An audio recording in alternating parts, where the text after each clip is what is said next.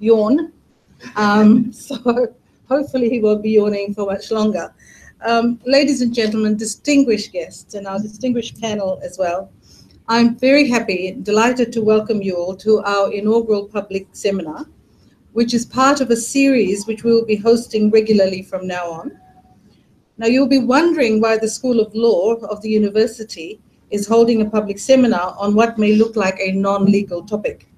To explain, the School of Law is also responsible for the postgraduate international and regional relations program, which includes a host of courses that anyone who's interested can find out on our website. These courses are carefully designed for students to be able to understand the issues that face Fiji and the world currently. Those attending the courses at the present time are senior government officials, members of the uniformed services, and other professionals. Some of them are here in the audience today, and I'm sure you'll take the opportunity to meet them and find out exactly what they study in the INR program, or the International Relations program at the School of Law. The program is designed also to make courses available after hours for working students. Our INR courses are taught by eminent people from Fiji and overseas, who are either from the School of Law, as Mr. Kotumbalavu is, or adjunct professors from other countries, as is Professor Doug Brooks, who's on my extreme right sitting there. And I'll introduce the speakers in a while. When we were considering the topic of our first public seminar, naturally, the advent of the Trump presidency came to mind. Whether you like him or not, President Trump is a phenomenon that has riveted the world since his election last year against all odds. Quite apart from the fact that his own domestic policies are matters of great interest, and as anyone who watches CNN knows that media organization devotes many hours and guest speaker times to President Trump every day, and it's really quite entertaining late at night. President Trump's unusual relationship with the international community is also fascinating. Now, at this point, I will admit to a personal bias in regards to President Trump. I actually like the guy. I think he's probably what the world needed just now, and other leaders are slowly perhaps coming to that conclusion themselves. Not so much because he has great insights into the way the world works, or how international policy works under the UN or NATO or ASEAN or the EU, but because he does not care that these arrangements have been in place from World War II or the Cold War. He thinks that these arrangements have probably passed their use-by date, and that alone is refreshing. From the perspective of the Pacific Island states, which includes Australia and New Zealand, though we cannot speak for them here, I would think that he is right.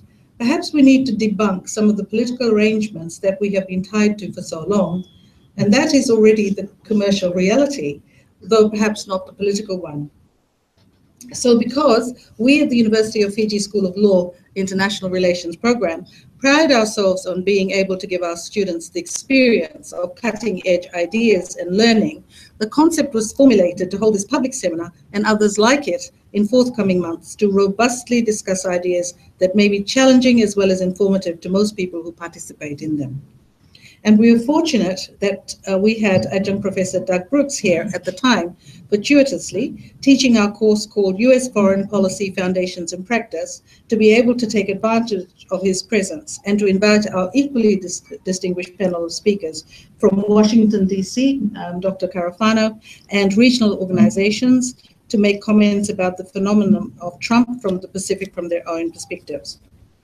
Now, as you can see, ladies and gentlemen, we have a technological complexity here, but hopefully not a nightmare tonight. We are simultaneously Skyping and that small little thing there on the left, Skyping Dr. Carafano for the first, directly from Washington, DC, as well as Skyping our INR, International Relations students there on the left, from Seweni campus, because this seminar is actually part of their coursework.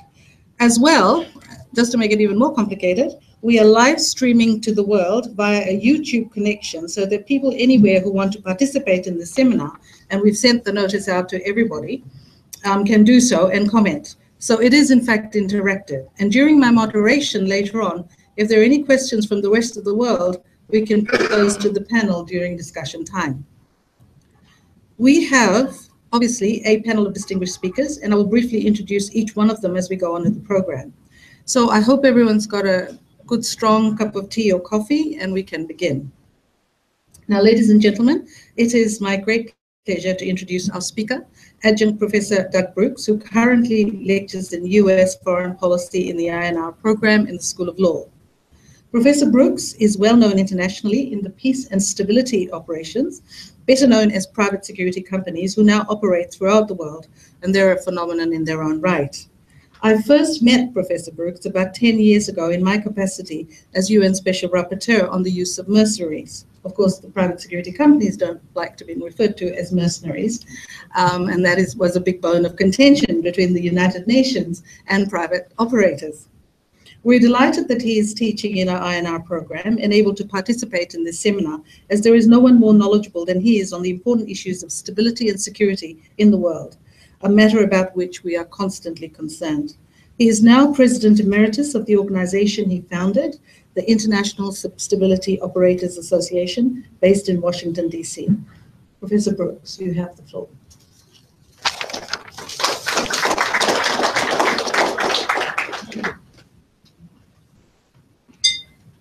Thank you very much.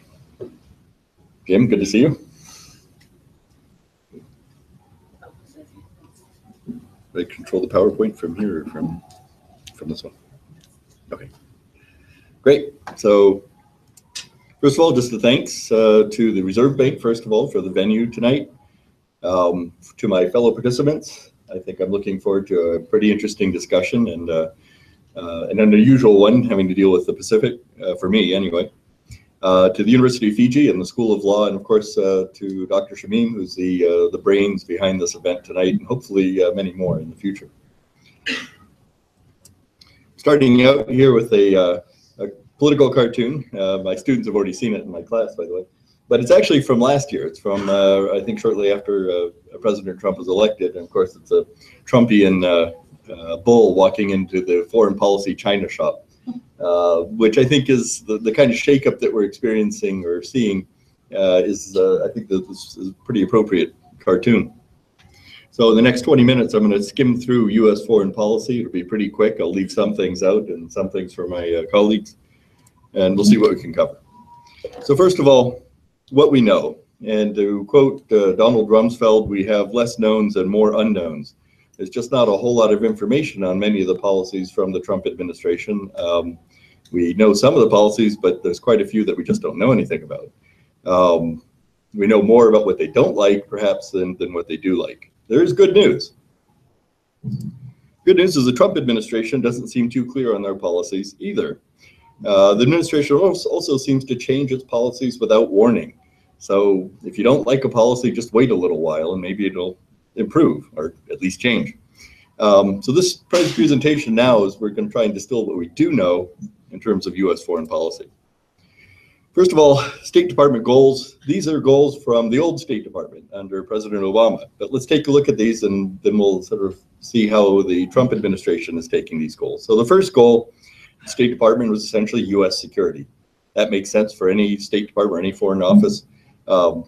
No problems there, and I think if anything, the Trump administration has probably doubled down on that, focusing on U.S. security. So that's good. Global peace and security, the second one. So on a global scale, certainly the Obama administration was interested in working on that issue. I think less so from the Trump administration, so maybe he's a little weaker on that one. Global balance of power, which kind of blends in with the first two. Then working with allies was one of the old goals of the State Department. That seems to be less of an emphasis of the current administration. There are allies. He still talks to the allies, but he seems to do more causing problems with the allies than actually working with them and collaborating with them. Promoting democratic values and human rights. Well, that's very much of a backseat issue nowadays. Certainly, Trump has decided to emphasize other aspects rather than the human rights and democracy. And supporting international trade, and this is going to be my main point of this discussion. the Trump administration does not seem so keen on supporting international trade. And his focus is entirely on the U.S., on creating jobs in the U.S. And I don't think, personally, I don't think he fully understands what foreign trade means to the United States and the entire world. Who's in charge in the Trump Foreign Policy Office? Well, there are actually some very able people in charge that I think everybody would agree actually are experienced and pretty much know what they're doing. And the first one, of course, is Rex Tillerson, who's Secretary of State, former head of ExxonMobil. Certainly understands international relations. He's been very active. I think he's currently in the Gulf, or he's just recently in the Gulf working on the Qatar issue. So he's been quite good. James Mattis, our Secretary of Defense, former Marine officer, retired Marine officer, I should say, and he's also, I think, been quite active. He's also, I think, one of the more independent ones. He doesn't kowtow to Trump on many issues, and he's been, from what we hear, he's been given control of a lot of the Afghanistan policy. This is America's longest war, and a lot of leeway on how he handles that. So that's good. H.R. McMaster, National Security Advisor, probably the closest person to Trump in terms of deciding foreign policy. He's quite smart. He's a military guy also. He wrote a book on the Vietnam War, which was incredibly well received. And Nikki Haley, who's quite interesting. She's a UN ambassador, former governor of South Carolina, very able. And interestingly, she's come up with some policies that perhaps were not generated from the administration, but essentially by her office. And she runs a little bit of an independent street. So those four, I would say, are actually quite good, whether you like their policies or not. They're capable and smart. Then you have some others that kibitz in international policies. Steve Bannon, he's a journalist, used to run Breitbart News, and a bit of an ideologue. And he seems to have his finger on a lot of policies and a lot of what comes out of the Trump administration. Jared Kushner is Donald Trump's son-in-law. He's earned the title of Secretary of Everything because whenever there's a new initiative or policy, it seems to be getting handed to Kushner, who's quite young. So for, among other things, he's supposed to create peace in the Middle East, which, as we all know, is fairly easy to do, but we'll see what he can do. Business and real estate background. And then Peter Navarro, and I mentioned him because, again, my focus on this thing is the free trade and trade issues. And Peter Navarro is very much of a protectionist, very much anti-free trade. He runs a fairly small office in the executive branch, but he has a lot of influence, and people credit him with pulling the United States out of the Trans-Pacific TPP. And I think that personally, I think that's very damaging, but he obviously has a lot of influence, and so somebody to keep an eye on. So what about coordination with our allies? Does the president really even understand his own policies? And I don't think that's quite clear. He's been in business and real estate all his life. The NATO issues, the idea of collective defense, for example, Donald Trump in several visits or discussions with European actors doesn't seem to really quite understand how NATO works. And one idea of NATO, of course, being an alliance, is a collective defense where everybody agrees to defend everybody else. And President Trump has been basically had to pull that out of him to say to agree to this collective defense idea. Although his administration has been fairly strong on it, he sort of backed off. Qatar is another example, and if you've been following events lately within the Gulf states, the Arab Gulf states, there's a lot of tension going on between Saudi Arabia and Qatar. And Qatar is seen as siding with Saudi Arabia's great enemy of Iran. Some of it may be generated, but in any case, shortly after President Trump had visited Saudi Arabia, this flare-up happened, and Saudi Arabia led the Gulf states to put sanctions on Qatar. And in one of his tweets, famous tweets, Donald Trump actually joined in criticizing Qatar. The only issue here, of course, is that the U.S. has its largest base in the region in Qatar. So it makes it kind of uncomfortable if you're on the ground there. Many of the policy details and even the policies from the Trump administration seem to be left up to the staff. And that creates some confusion as well when the president doesn't seem to quite understand or know what his policies are.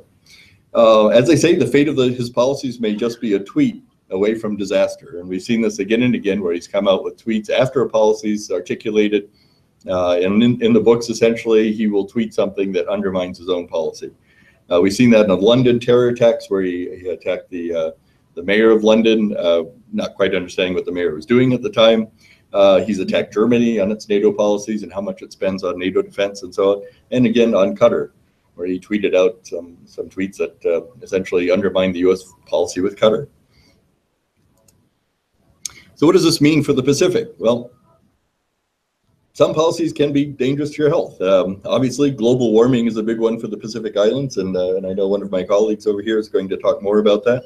The Tuna Treaty, and this is something that came up in my class. I didn't know much about it, but apparently we have an agreement between the U.S. and Fiji on tuna, which is important to Fiji, but I don't think it was ever mentioned in the campaign up to the election. So I don't know that much about it, but the U.S. does not seem keen on keeping this treaty going. I think we're seeing an end of American leadership on free trade, something that the U.S. has done since World War II. I think the withdrawal from the TPP was disastrous for the U.S. and for the region.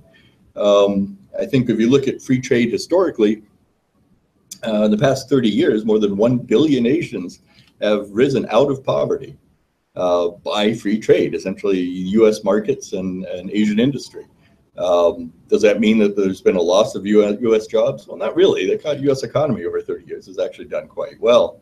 And the second thing to keep in mind as an American, anyway, is that, well, there's two ways to make people richer. One, you give them more money and they're richer, or two, you make the cost of living lower. And certainly the trade with Asia has reduced the cost of living in the United States. It's created more competition, which has improved the quality of goods. So I think there's been a huge benefit to the U.S. from international trade, and I think this move from the Trump administration is incredibly dangerous for the U.S. China, of course, is a mixed bag, and we'll talk more about China later. They seem to have a steadier hand on the policy tiller, though. You can predict what the Chinese are going to do in terms of their foreign policy, whereas the U.S. seems to be the rogue nation in this case, and that's a bit unusual now. But at the same time, with China, you also see them being fairly aggressive on the Spratly Islands issue, the islands that everybody seems to claim off the coast of China and Vietnam and the Philippines and so on. So that kind of aggression, I think, harms China's bid to be, I think, a leader state. But nevertheless, of course, we're seeing democracy and human rights having a much lower priority in the Trump administration, as I mentioned. And that's, I think, characterized by the cozying up to the Philippines President Rodrigo Duterte, who is a bit of a strongman in the Philippines, and you don't see much from the U.S. criticizing that. I think that was problematic. So I think an early blunder in the Trump administration kind of gives us a lot of insights into Trump's policies. He had a phone spat, an argument with the Prime Minister Turnbull in Australia, which is one of our allies. And two things came to light. One was he had no idea what the relationship was between the U.S. and Australia, and on certain key issues that were in place, he was surprised when they came up because he had no idea. Whoever had briefed him or tried to brief him had not done a very good job. Perhaps from what we hear, he doesn't like to be briefed on these sorts of things, and he wings it. The second thing that came out of that phone call is the fact that he gets angry and he does knee-jerk reactions and policy changes as a result of this. So that's something to keep in mind. The mood in Europe, because of this kind of attitude, is to work around President Trump rather than work through him.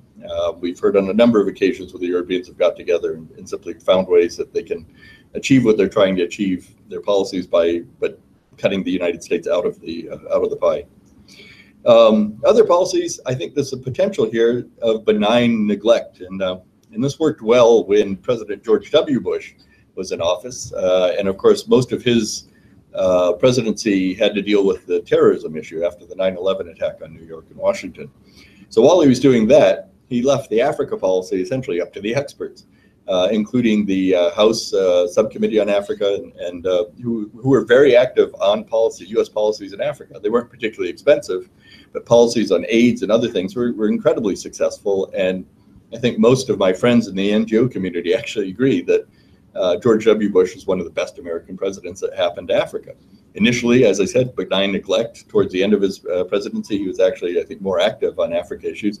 But in any case, Africa benefited. So being left out of Trump policy is not necessarily a bad thing. Other global issues, well, for Russia, I guess you can say they're winning. They have chunks of Ukraine and Georgia that they've invaded over the past few years, and there seems to be less interest than ever in pushing them out of these areas. Eastern Europe's very worried. Of course, the NATO issue, we're not quite sure how strong the alliance is because of various comments from the Trump administration. In Syria, we had initially Trump made news because after a chemical attack, he of course launched over 50 cruise missiles at one of the air bases in Syria, and that seemed to be taking a stand against the Russians who support the Assad government. But in fact, subsequently, in fact, just today was announced or revealed that one of the CIA programs to support the democratic opposition to Assad has been cut back. So, which is something that the Russians had asked for. So the Russians, for whatever reason, seem to be doing better under the Trump administration. On the terrorism issue, we have victory in Mosul over the ISIS that was occupying that city in Iraq. Also in Raqqa in Syria, it looks set to fall, so it looks like ISIS is pretty much losing the Islamic State altogether.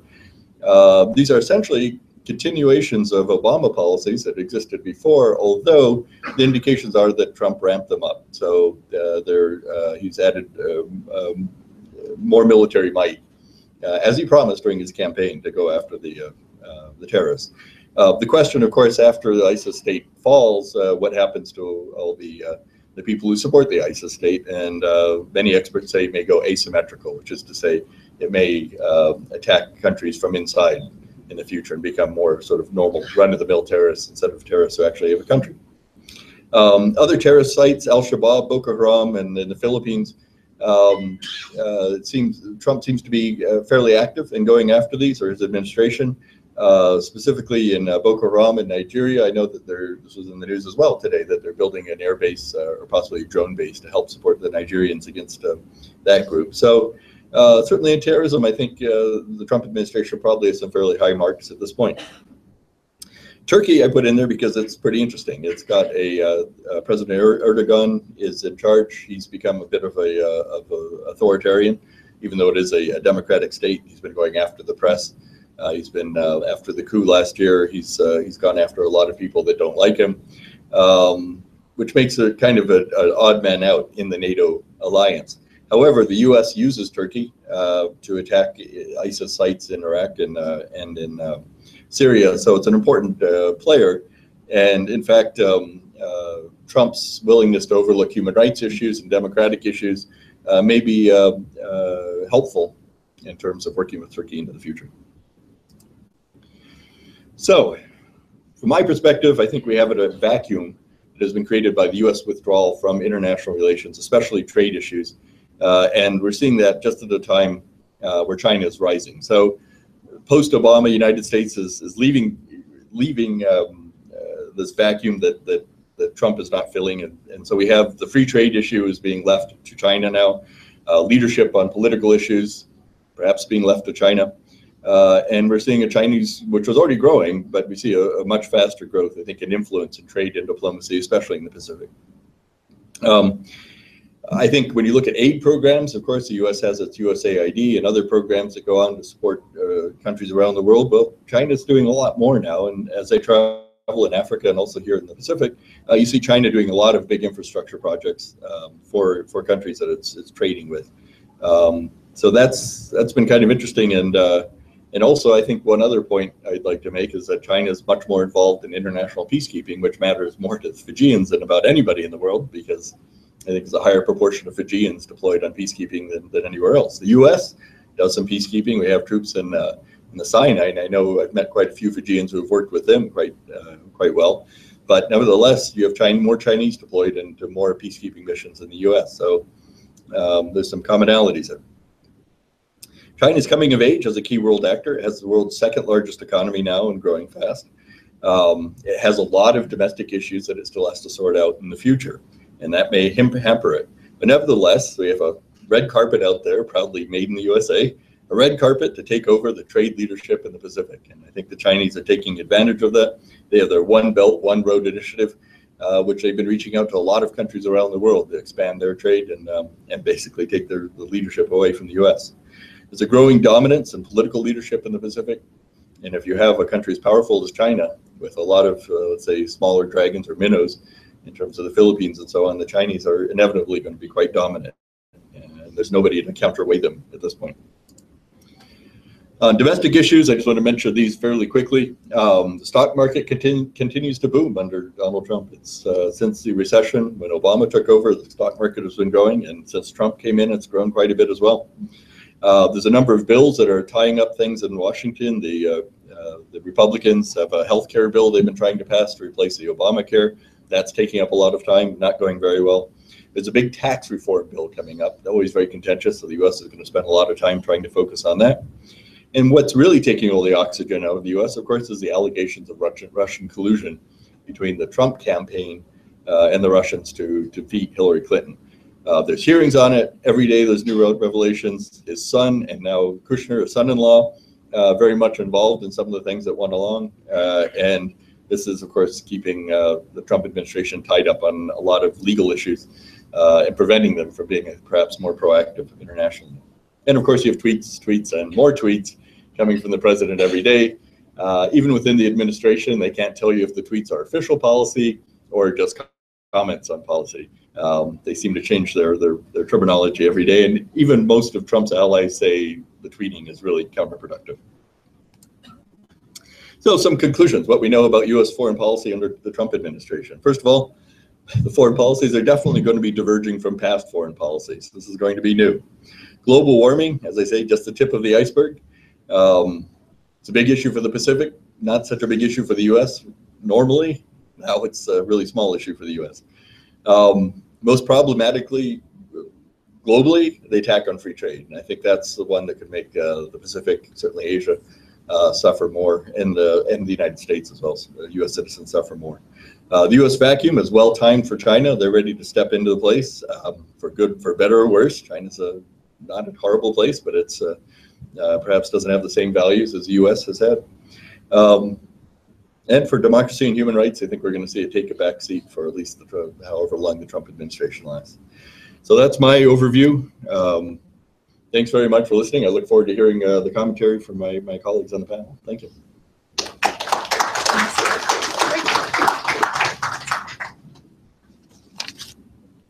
Thank you, Professor Brooks, for that really succinct summary of what looks like a very mixed bag of U.S. foreign policy for everybody, let alone for the Pacific. And the audience, I'm sure, will be able to ask you some very penetrating questions a little bit later.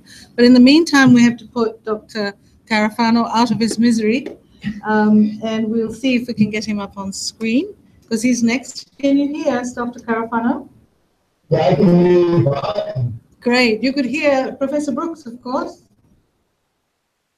Absolutely. Okay, so we can see you now. All right, so great. Welcome to the symposium. I'd like to introduce Dr. James J. Carafano. And as you can see, he's via Skype from Washington, D.C., the heart of the place. He is Vice President, Catherine and Shelby Cullum Davis Institute for National Security and Foreign Policy, Washington, D.C., and E.W. Richardson Fellow, Heritage Foundation, Washington, D.C. So we will have your comments now. Dr. Carafano, would you like to start? Thank you. So nice to see my good friend Doug and how relaxed he is. So I have a different perspective, and my perspective comes from a different place. So I work at a think tank, so we don't do politics. I don't advise campaigns, but we did brief the campaign, and including the Trump campaign from the beginning. And I've actually met and briefed Mr. Trump several times. And I also worked on the presidential transition team, which is a non-partisan activity. And from the Republican convention through the election, I ran the State Department transition team. And then from the election to the inauguration, I ran the Department of Homeland Security transition team. So I've seen the foreign policy and national security issues from really both sides. Several of the folks who work for me are in the administration. I know many of the folks in the administration. Actually talked to H.R. McMaster's earlier this afternoon, and most of what I do is really trying to understand the administration and focusing less on the tweets and the chatter and the hyper-partisan atmosphere in the United States, and actually talking to people that are implementing the policy. And the other thing that I try to do is really to talk to the rest of the world. So I probably talked to almost a dozen foreign leaders of other countries, innumerable ministers, parliamentarians, ambassadors, engaging them, asking them how do they understand and how do they see U.S. policies. And I've been doing that really since the summer, so I've watched it evolve over time. So I think I have a kind of more informed and nuanced assessment than people who are just kind of watching it from the outside, although again, I'm not part of the administration. So what do we know? Well, first of all, we know for a fact that this administration is not isolationist. And one of the concerns that we have about America First and some of the content of the campaign trail was that we would withdraw to fortress Europe. We have innumerable amounts of evidence that that's not true. NATO is a very good example. U.S. commitment to NATO is absolutely solid. We have more deployments than we did before. The exercises continue. The president himself has stated public support for NATO. European leaders have no concerns about NATO. And the president and this administration does work through international institutions. As a matter of fact, one of the hallmarks is how active we've been at the United Nations. There's a difference between this administration and the last administration is what do we mean by sustaining the liberal world order created after World War II? So when you talk to many, they would say, well, we need what's kept that together is that superstructure of organizations like the United Nations and institutions like the European Union, the WTO, and this administration does take a different approach. It is essentially the view is from a nationalist or realist perspective, and that arguing that it's not the superstructure per se, it's the states underneath it. It's the independent nation states that sustain the superstructure that are really important. So it doesn't mean that the administration's against international institutions, but that its perspective is the actions of the state are more important. And actually, the withdrawal from the Paris Accord is a really good example of that. And we can debate the Paris Accord back and forth, but this administration's assessment is it actually didn't move the ball very much on climate change. It required a lot of commitments without actually delivering a lot. The United States has actually been a global leader in the reduction of CO2 emissions. And this administration will actually continue to look at environmental and climate change policies. But it just argued that there might be a lot of political commitment to the Paris Accord, but that doesn't mean that the Paris Accord is actually an effective instrument for dealing with climate change. So how do you interpret this administration? There's kind of two Donald Trumps. There's the showman Trump, which is what we see in the tweets and everything else, and then there's the serious Trump, which quite honestly operates pretty much like every other president we ever had. He meets with serious people and makes serious decisions. Doug mentioned several of the excellent people in the cabinet. There's this kind of notion of this axis of adults that tells the president what the foreign policy is. I'm going to tell you that's simply not true. Trump is both a decider-in-chief and a delegator-in-chief on the key issues. He meets with the people who are relevant to foreign policy and national security, and quite honestly, folks like Steve Bannon and Jared Kushner, who are very influential in the White House on core foreign policy issues. It's the Secretary of State, the Secretary of Defense, National Security Advisor, the Attorney General, the Secretary of Homeland Security, and the intelligence community that are really the significant players. And we have lots of examples now that illustrate that. Afghanistan policy is one of them. The North Korea policy is one of them. Even the decision for the strike in Syria reflects that. So in many ways, we do have a very kind of traditional, if not actually a more traditional national security architecture. And there's also really not a change in the U.S. commitment to alliances. The notion that this administration talks about is moving from this idea of burden sharing, which is something the United States has always argued, is that other parts of the alliance or kind of proportional share of the burden, and they reinterpret that as really a shared responsibility. Is that most of our alliances are political and military alliances, and that what makes that alliance strong is demonstrable commitment on all sides to the alliance. And so it's not about offloading, and it's not about outsourcing, it's not about abandoning, it's actually about making the alliances stronger by having the members of the alliances demonstrate both a political and a military commitment to that.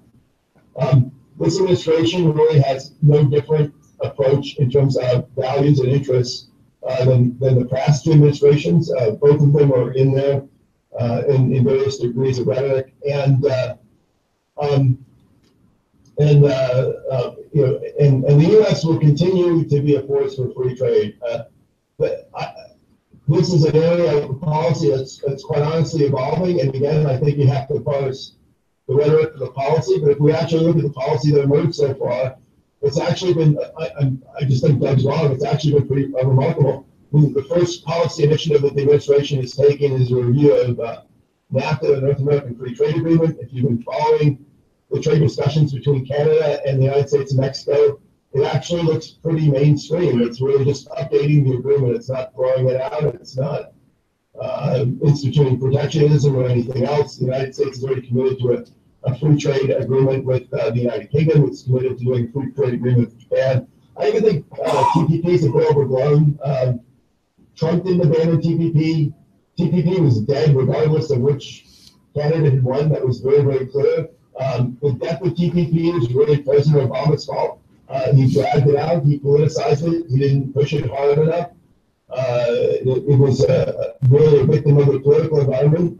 But I think actually trade conditions in the Pacific for the U.S. are actually not bad. But the United States market is already pretty open. What TPP did really was get a number of countries to kind of elevate the rule of law and ability to do business kind of on par with the United States. It's actually going to enable U.S. FDI in those countries.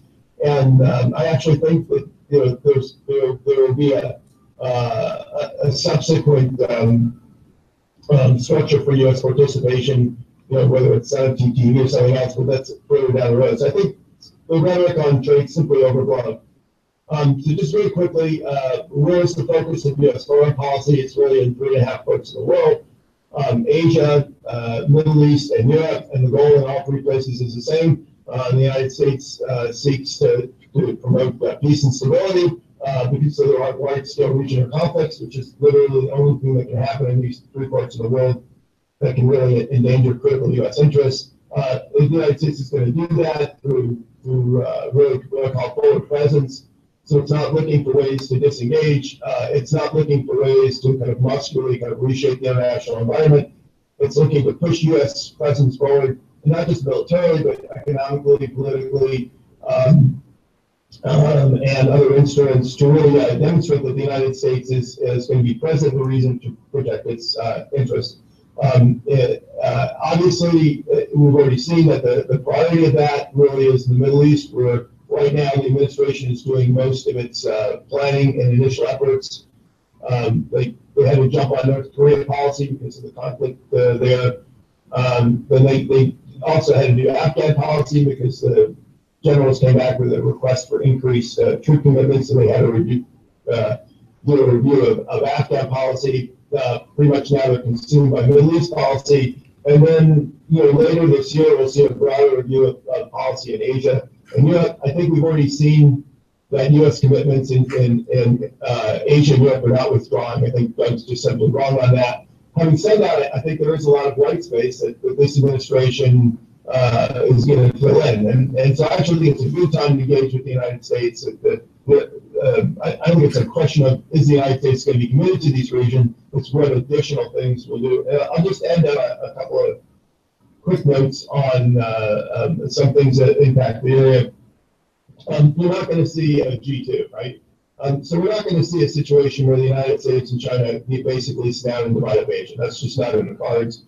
The administration is basically going to have a contentious relationship with China, and we've already seen that. Whereas I think our policy previously was really look for ways not to antagonize the Chinese. I think this administration's policy is exactly the opposite. Let's identify the points of contention between the United States and China so the Chinese clearly understand where our interests lie, and that's kind of the better way of stability. I think one of the instruments we may see evolve to deal with that is something called the Quad, which has been kicked around for several years, this notion of quadrilateral dialogue between the United States, Japan, India, and Australia on dealing with how China complies with international norms and territorial claims.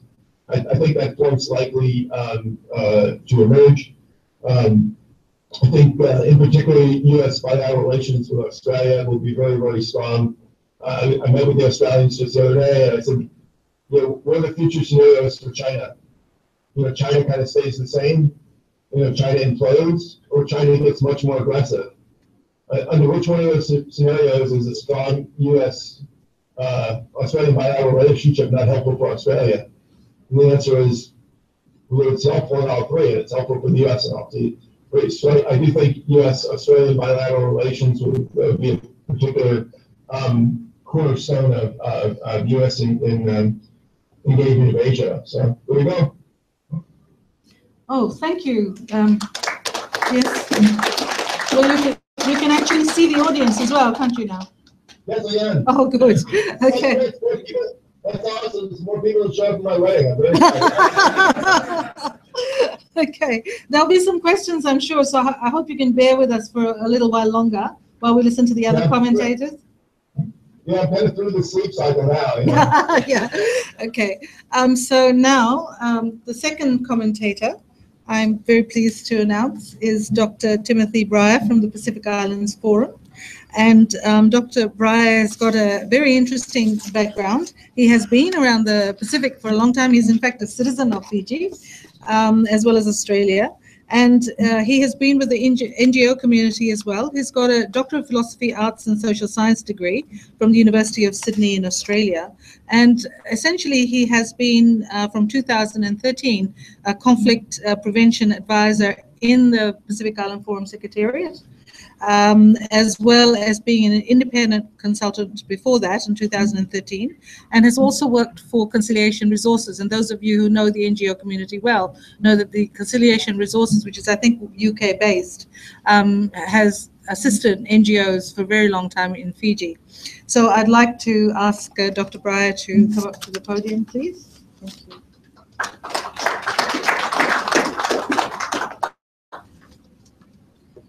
Bhuvanaka, and good evening, everyone. Firstly, thank you to Professor Shamim and the University of Fiji for the invitation to speak with you this evening. And I also have to say that what I say this evening in no way reflects an official position of the Pacific Island Forum or its Secretariat. It's rather just the musings of a simple regional civil servant that gets paid to think.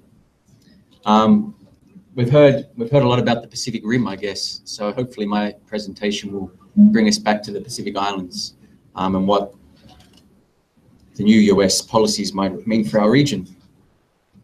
I think firstly we need to consider the implications of Trump's policy within the broader geopolitical context in which the region finds itself. And this context consists of, as we've heard, shifts in the global centers of power, changing multilateral relations.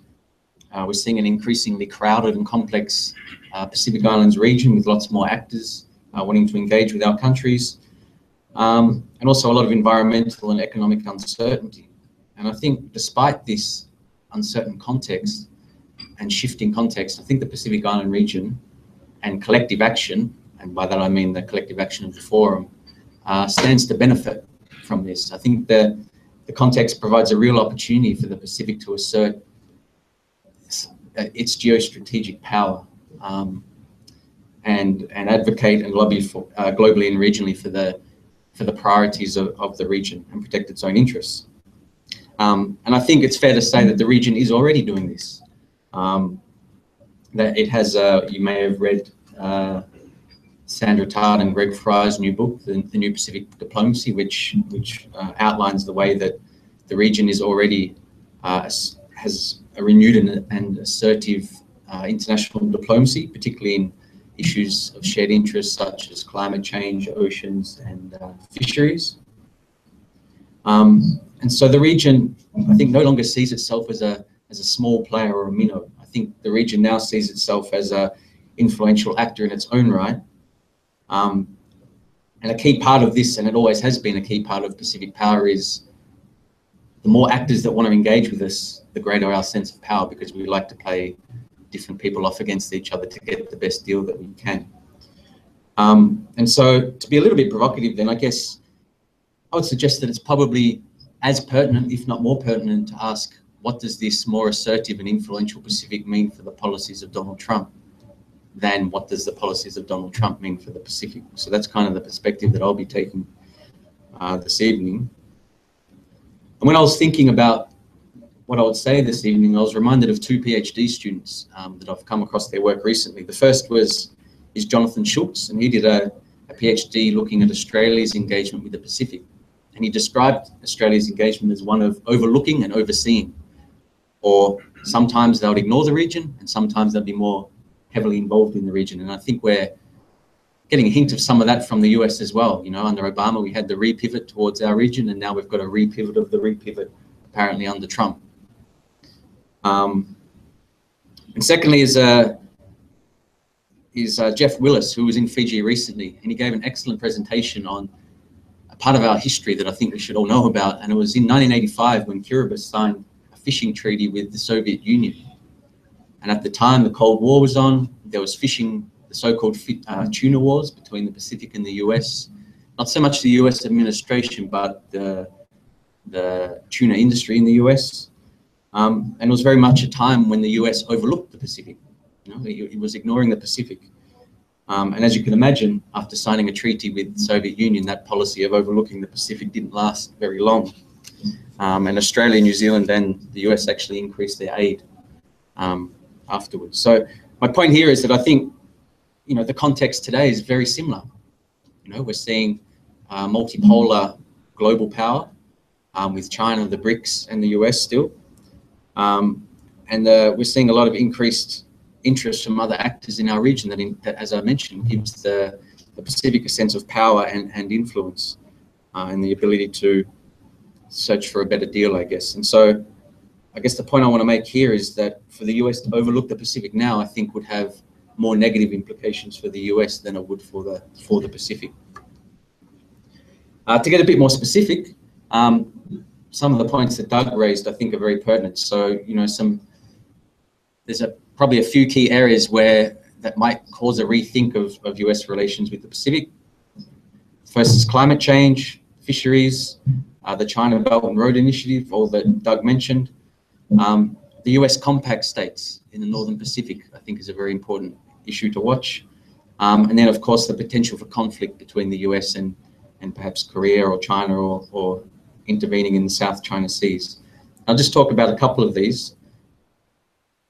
Trump withdrew the US from the Paris Agreement, but also more recently, I was reading, apparently the US administration has advised its senior officials in the multilateral development banks to be advocating for development projects to enable fossil fuel development and use in those projects, as well as renewable energy. And we know from the recent Climate Action Pacific Partnership meeting in Suva that the PCED's statement expressed their deep concern that Trump withdrew from the Paris Agreement, and they would like to see him reconsider that decision. And indeed, for some commentators, they think that Trump's position on the Paris Agreement has, as was said before, rolled out the red carpet for China in the region. But again, you can see how that could be a point of negotiation for the Pacific, particularly if we link it to tuna, for example. How the Pacific might want to use that as leverage for influencing the US policy on climate change. The second one that I mentioned was the Northern Pacific states, and the compact that these states have with the US is due to finish in 2023. And some analysts have argued that China is positioning itself to perhaps fill what might be a void if those negotiations to renew the compact don't end favorably. And I'll quote one analyst put it, because I think it sums it up a very interesting point. Some will look at this issue as if the Micronesians are artfully coercing the United States into a sweeter long-term deal. However, if we understate the implications, then the US will face a shift in regional security that leaves nearby Guam at risk and other key allies in the region with much more to think about regarding the relationships with the US. So a very important place to watch up in the north. We tend to forget them down south, but as you can see right now in the current context, they're very important actors. I want to conclude with, and I'll take Professor Shamim's introduction here to conclude with some, I'm tempted to call them contradictions, but I guess really they're just different perspectives on Trump's policies. I think it's fair to say that most people do think of his policies in a negative way, that they're against his policies, but there's some interesting examples to the contrary that I think are worth noting. And the first has just occurred in the last couple of days.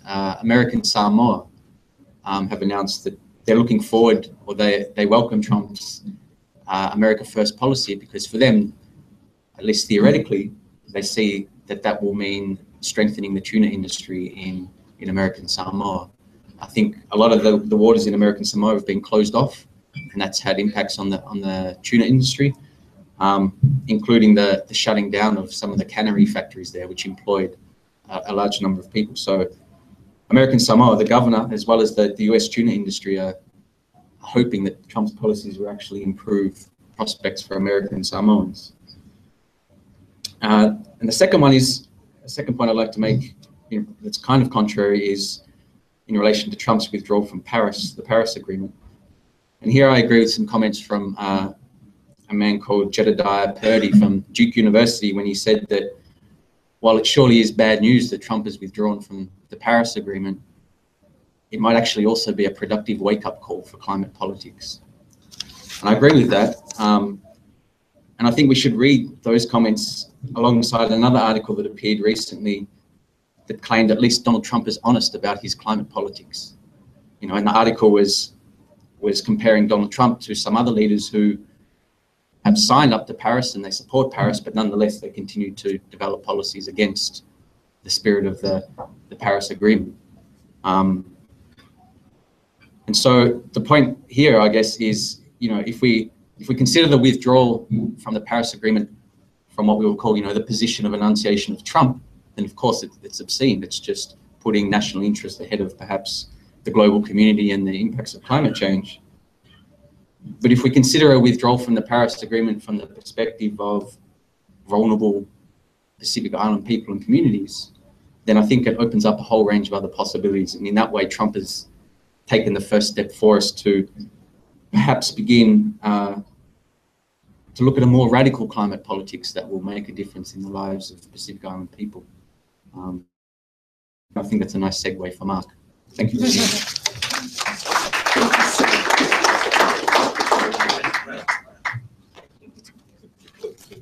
Thank you very much, Dr. Breyer, for that very insightful observation, I think, from the Pacific in terms of the positives and the negatives, but also the opportunities to open up more debates and negotiations between us and the United States.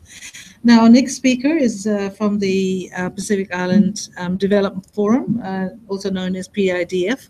Mr. Mark Borge is the team leader program development at the PIDF. He is a citizen of both Fiji Islands as well as the beautiful island of Malta in the Mediterranean. He studied in Malta, India, and in Fiji in the fields of education, environment education, political studies, and governance. I welcome you.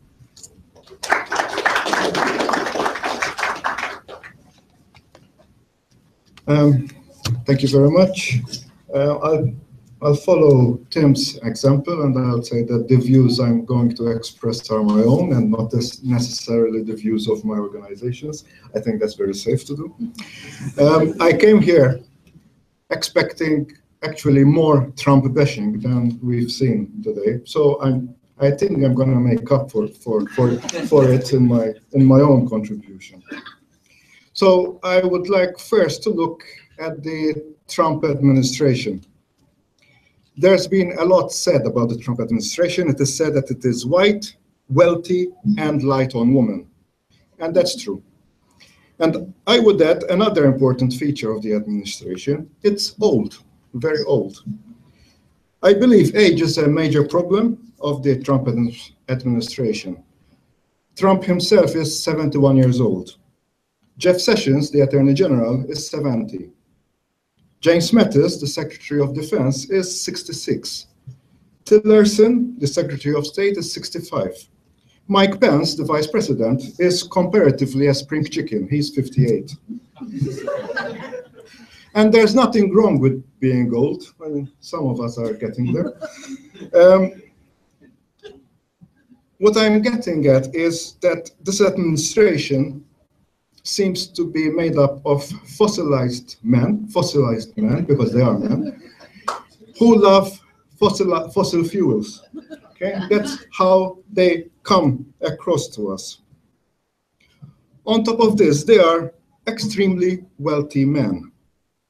Their reality is very different from ours. They live in a completely different world, cushioned in every way against the troubles that us ordinary folk have to face on a daily basis. They could never understand our reality even if they tried to do so. And the issue of age is important because when we're old, I think we need to realize that while we were doing whatever it is that we were doing while getting old, the world has moved on. Technologies have made the realities of the past obsolete. The only technology that we see Trump having kept a pace with is, it seems, Twitter. And thanks to that, we now have US policy making through tweets, which is very appropriate because Twitter gives you just about 140 characters. And I think his policy doesn't go deeper than that, Mr. Trump. It is then left to his cabinet and advisors to figure out what it is they're supposed to do with those tweets. And it's not a healthy position to be in as a country, as the most powerful country in the world. But Trump apart, Trump is only doing what's best for him, best for his business empire and his cronies. Okay? But he can only do that because the American people allow him to. And Trump is only there because he got voted in by the American people. So we cannot blame him without recognizing that it is the American voters who put him there. And sorry, but you know, in democracy, people get the leaders that they deserve. Unfortunately, for the rest of us in the world, who have had no say in voting him in, but you know, get all the influence that Trump has on the world, we have to put up with him. I think from the perspective of the rest of the world, bar maybe Russia, we feel that Trump is the worst president that the US has ever had.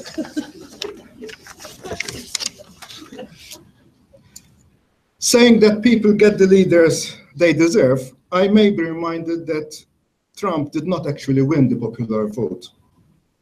True enough, but why is it possible that the person who doesn't win the popular vote still becomes president? It's because the US is still stuck to an electoral system that is archaic, it's not proportional, and I think it is about time that the American people take a good look at their electoral system, because the results of that system affects us all. And this may be actually the right time for a bipartisan effort to fix what is clearly broken in the American electoral system. But I want to now quickly go to a topic that is of major interest for the Pacific, which is climate change. And here, Trump thinks that there is too much responsibility placed on the US in regards to climate change. But then, who are we to blame for it, if not the big economies of the world? The US is the biggest economy in the world, and it won that status by burning coal and other fossil fuels to support its industries and its insatiable consumption. And yes, it is not the only culprit, but seriously, it is the biggest culprit. If we were to translate guilt for climate change to a prison sentence, seeing that there are some lawyers around in the room, I would think that many Western countries would get a number of years in prison. The US would get life without possibility of parole. And that's how guilty the US is. And that guilt is compounded by the fact that now they do not repent and are happy to continue like everything is honky-dory on this planet. Well, everything really is not. I really don't mind if Trump loves coal. He said he loves coal, fine. He can love it as much as he wants. He can sit with it, kiss it, take it to bed, does whatever he wants with his coal. The problem of coal is in the burning. And that's where we need to stop. There are well over 1,000 coal-fired power plants in the US. But there is good news. While Donald Trump vents his rhetoric on climate change, a number of these are being retired. A number of states have read the writing on the wall, even if Donald Trump doesn't read it, and are putting efforts to phase out electricity generation through coal and fossil fuel and transitioning to renewables. In 1997, 52.8% of electricity was generated by coal in the US. Today, it's down to 30%. So the trend, even in the US, is a positive one for the climate. The worry is that Trump's meddling will stall this decline, at least in the short term, through his and his team's misguided policies. Of course, in this region, we have our own coal problems with Australia, being the biggest exporter of coal.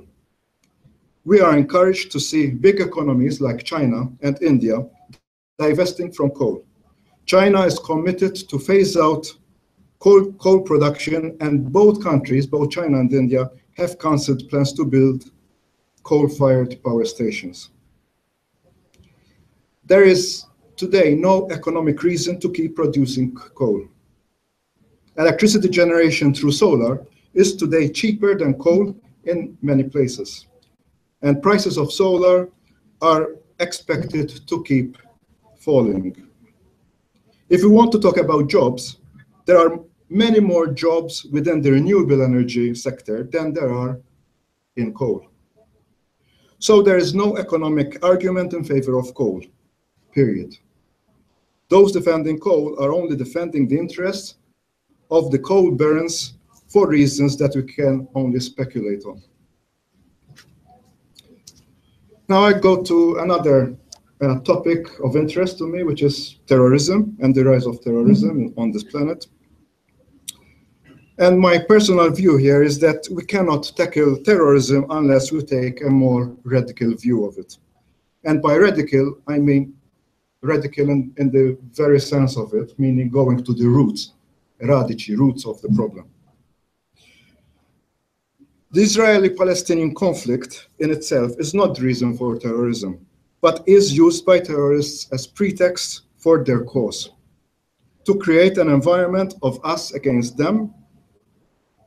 Of course, a simplification of reality, as the us and the them are very diverse groups with very different agendas. However difficult and seemingly intractable the issues are, serious efforts need to be taken to address and end this particular conflict. And we need to lean equally hard on both the Israeli and the Palestinian leadership. The Jewish diaspora, particularly those in the US, has a great responsibility in ending this conflict. It cannot continue defending and supporting the Israeli government irrespective of its actions. It cannot keep using its political and financial clout to direct US policy on this matter. Put simply, their meddling is not helping anyone, not even the Israelis themselves. The conflict has tarnished tensions between the Islamic world and the rest of the world. Above all, it has been used as a pretext for atrocities committed against innocent people by psychotic criminals who claim to be on some religious mission.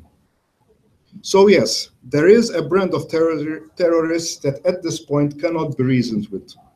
But their ranks and files could be dissuaded from following their leaders if we give out the right signals that we are genuinely willing to take some very difficult steps. And I mentioned 4 here as suggestions. One is we need to address the underlying issues of the Israeli-Palestinian conflict and move towards establishing a Palestinian state while ensuring security guarantees to Israel. 2, work with Islamic states to gradually democratize their governance systems at their own pace and driven by their own people. 3, deliver developments in Africa and Middle Eastern countries so people have opportunities in employment, education, and health, and need not migrate or vent their anger by joining extremist groups. And 4, address the problem of Islamophobia in the Western world and deal promptly with those who foment this kind of hatred in our communities. And that includes people in Trump's close circle as well. In a word, we need to give our Muslim friends some hope. We need to show them respect and also show them that we care for their welfare and would like them to succeed and prosper in life as well. As a final word, I would say that Trump and his administration are seriously off track. People everywhere are trying to find strategies of how to deal with this administration. But it is an impossible mission when the administration itself is unsure what the president will come up with the next time he gets on Twitter. The best strategy that we seem to be coming with is to completely ignore him, and we can deal with the state governments, the city administrations, the private sector, and civil society directly in the US. As far as the world is concerned, the White House has become irrelevant. Thank you.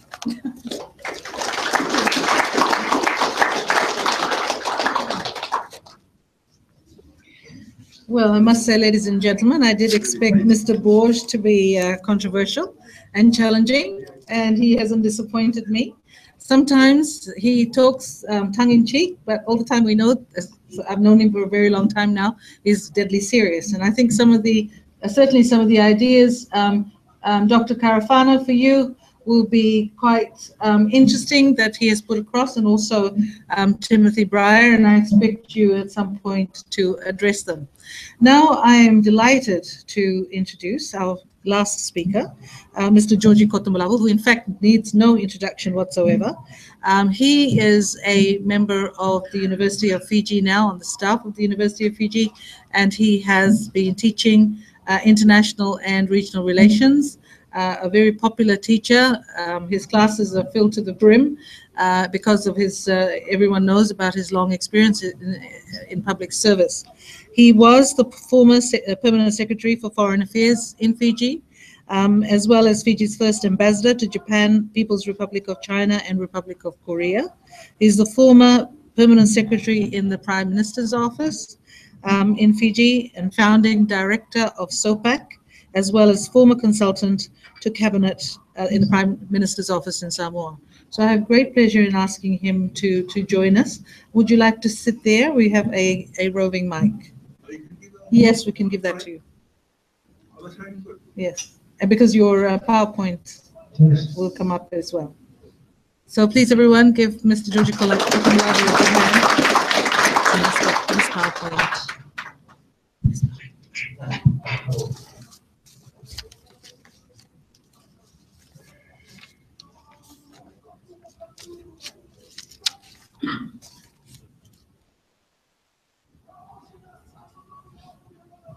Right, next page. Okay. Right. Well, thank you very much, Professor Shamian. I think I have to say that it's an honor to speak to a a distinguished audience here, and you are entitled to be called distinguished because of the presence here of my friend Mr. Manu Korobula. If you're a student of administrative law, there's a very famous case called the Manu Korobula case. Here, he's the person responsible for that. He fought his case right up to the Supreme Court or the Court of Appeal. He was at one time the control of transport. And his case was one of abuse of public authority by a minister who directed him to issue taxi licenses and taxi permits to relatives of the minister. He stood firm because the power by law was vested in him. He stood firm, and because of that, he was dismissed by the Public Service Commission. And he challenged the power of the commission to dismiss him. And the Court of Appeal affirmed the decision of the law court that even though the commission had the power under the law of contract, his contract, to terminate his contract, it was an abuse of that power because they acted in bad faith. See, that's the principle of admin law. So that's the gentleman here. So thank you, Manu, and thank you for your interest in coming to this. Now, let me thank our fellow speakers here, Professor Brooks, and our two commentators. I had wanted to hear first from the spokespersons from our regional bodies before I do rounding up, because I will speak from Fiji's perspective. And essentially, as you saw those 3 lines here, I will focus on 3 themes. First, the importance of the United States in Fiji's network of bilateral relations, right? The importance of the US in Fiji's scheme of bilateral relations. Number 2, this will be very interesting to you. The legality under international law when the US, the most powerful military power on earth, decides to shift its strategic emphasis from collective action under the umbrella of the United Nations to taking direct unilateral action on its own volition. We will study that. We will analyze that. You'll be interested.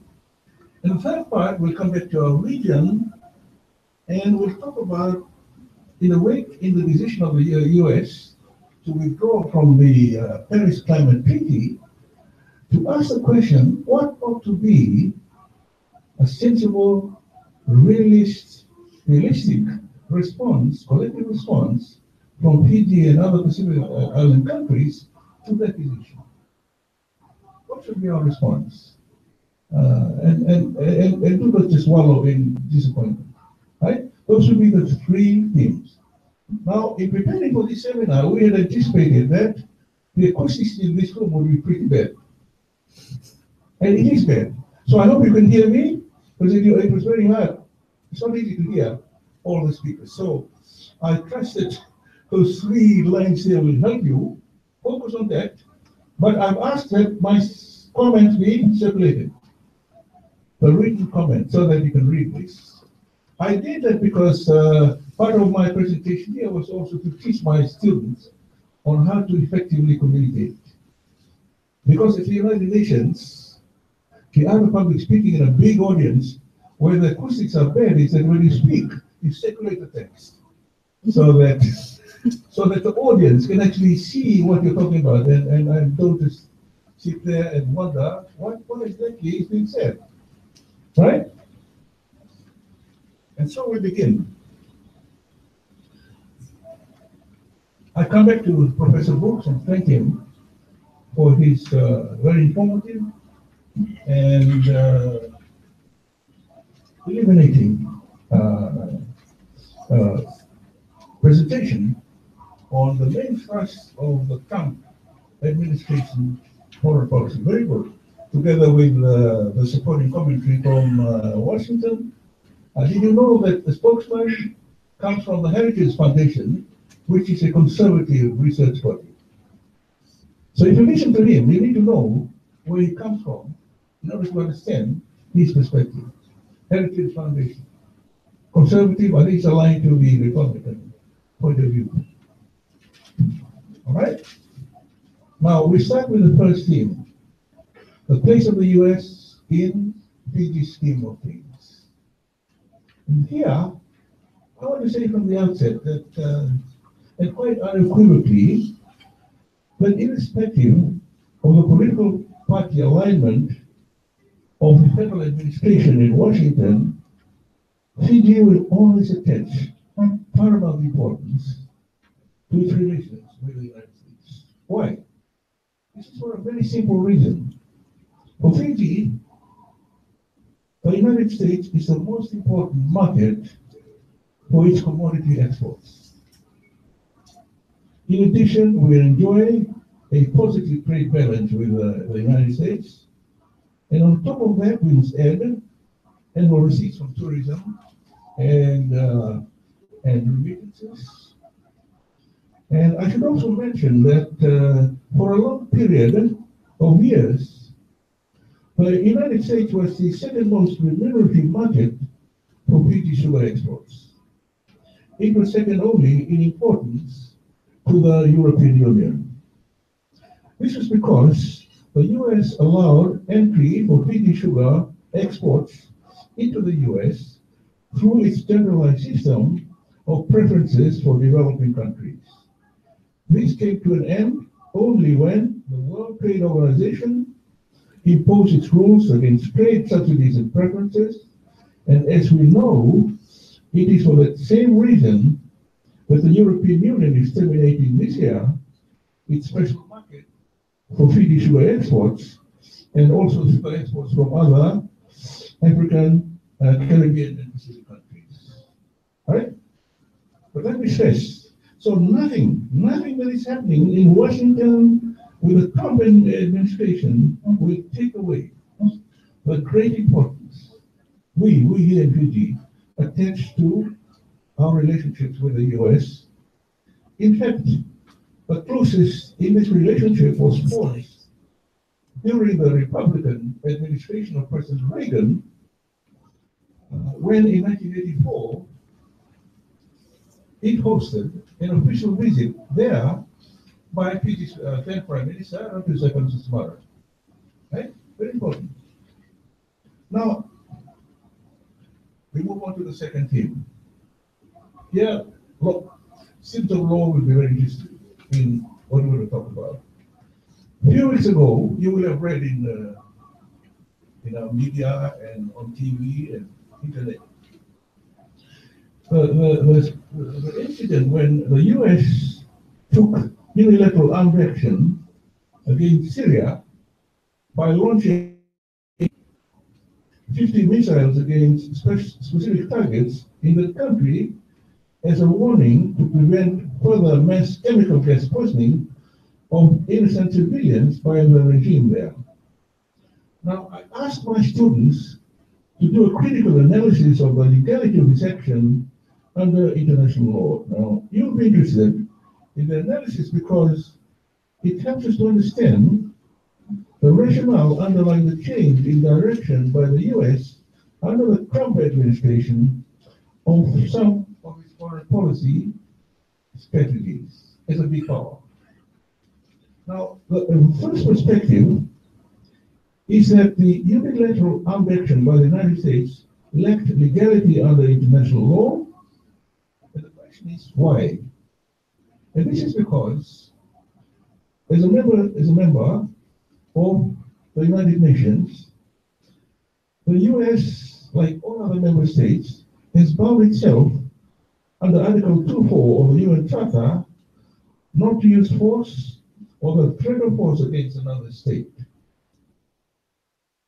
However, the same charter under Article 42 confers upon the Security Council the power to authorize the use of collective force by UN member states if it determines that events in a particular country, such as, for example, the mass genocide by area of gas poisoning of civilian populations constituted a threat to international peace and security.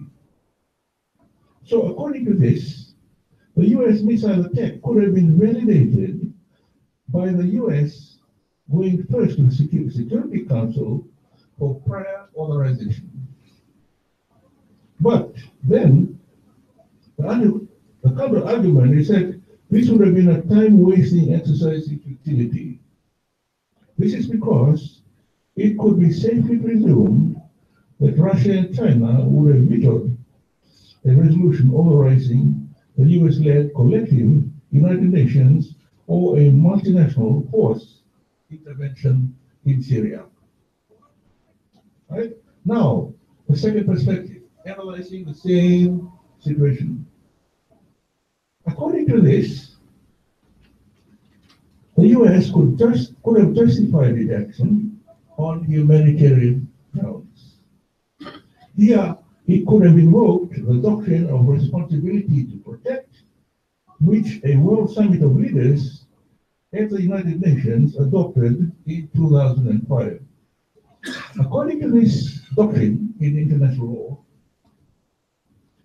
it is inherent in the sovereignty of every state to protect the human security of its population from any form of genocide, ethnic cleansing, or mass violation of their human rights.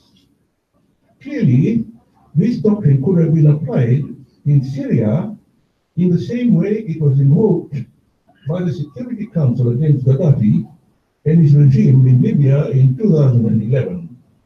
But then, these two would have required prior reference by the US to the Security Council. Okay, now what about the third perspective? Here, the US could argue that its action was given domestic legitimation by the democratic election of President Donald Trump. He decided to demonstrate strong American leadership.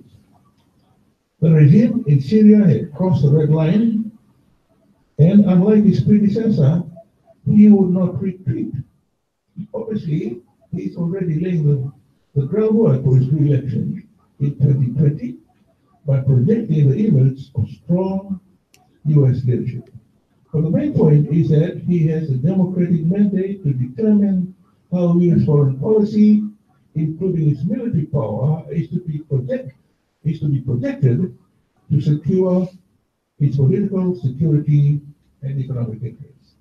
So, one can discern from this analysis that the Trump administration, consistent with past Republican Party administration, will place less emphasis on collective multilateral action through the United Nations, but more importance on direct action with its allies and direct diplomacy with the other two global powers, Russia and China. And we're already seeing this. The US president has already met with the presidents of China and the Soviet Union. See the change in emphasis. Obama was committed to multilateralism. He went through the UN. You see the change? Trump does not believe in that. In the exercise of their military power, they would be prepared to go directly with NATO or with other allies in the Asia-Pacific region, right?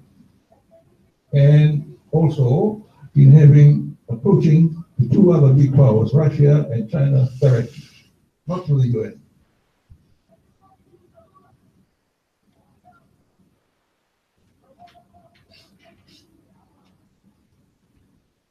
Now we need to understand why the US decided to act in this way. You know, reducing the importance it attaches to its commitments to the United Nations. Why? I explain. The US has always been frustrated, firstly, by Russia and China's persistent negative views of their veto powers in the UN Security Council. But even more troubling and infuriating to the United States as the biggest contributor to the UN budget is the fact that the US is only one of 193 member states of the United Nations, and every member state, big or small, has the same one vote in the UN General Assembly. And it is because of this that some of the world's worst violators of human rights have been elected to very important UN supervisory bodies, such as the UN Human Rights Council. So you can see the situation that frustrates the US. Consider the 12 small Pacific Island countries. As a collective, they have more votes in the General Assembly than the big United States. So when you hear this, you begin to understand the frustration of a big power. It wants to get on with the business of dealing with the challenges to international security, threats to peace, and its own economic agenda. We need to understand the dynamics that has led to this change in emphasis in the U.S. strategic approach in projecting its foreign policies, including its security concerns. Now, I come to the last theme that I want to speak about, and I bring us back to our region. And here, the issue is, in light of this change in direction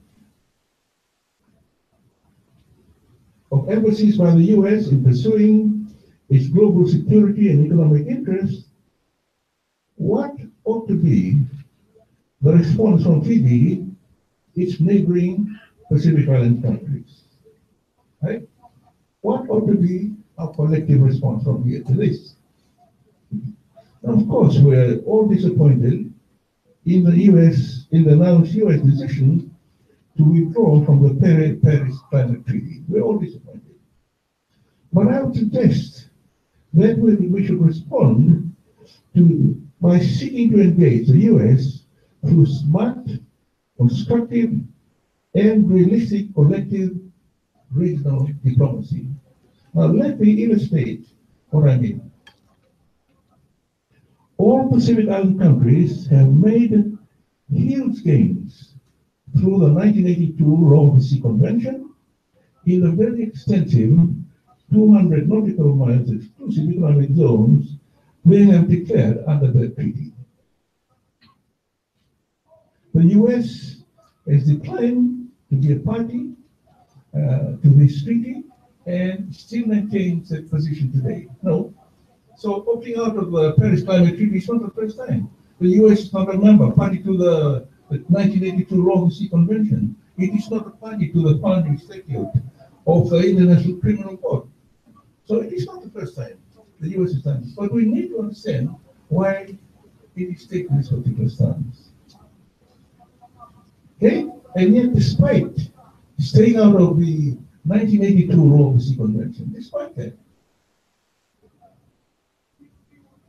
it has not stopped the US from signing a commercial fisheries access treaty, which is called the South Pacific Tuna Treaty, with 14 Pacific Island countries, plus Australia and New Zealand as supporting partners.